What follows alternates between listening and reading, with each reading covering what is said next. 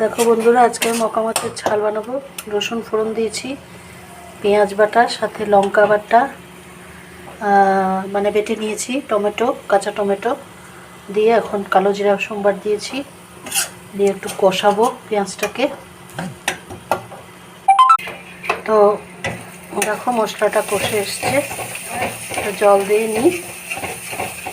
এরপরে আমি দিয়ে দেব বেগুন কেটে রেখেছি ঝিরিঝিরি করে, ঝিরিঝিরি না, একটু লম্বা লম্বা।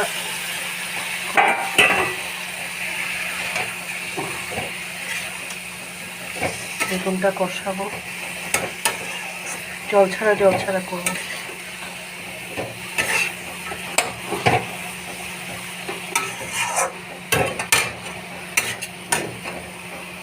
মাছগুলো, মকা মাছগুলো দিয়ে দিলাম। খুব টেস্ট লাগে এভাবে খেতে।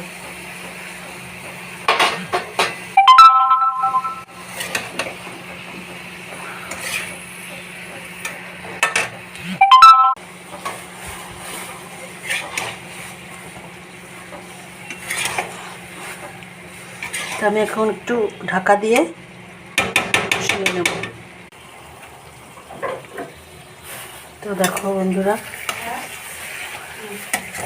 মকা মাছের ঝাল রেডি, ছেড়ে এসছে।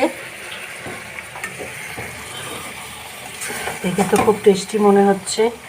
তোমাদের কেমন লাগছে কমেন্ট করে জানিও।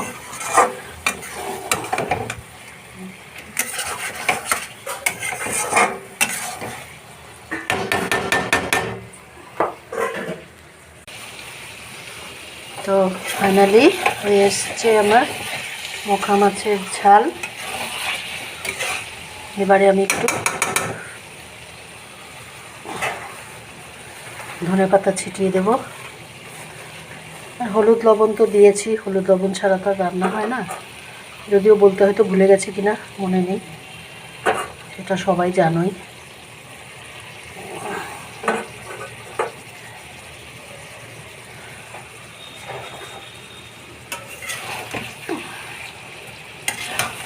মাছগুলো কীরকম একদম সুন্দর হয়েছে।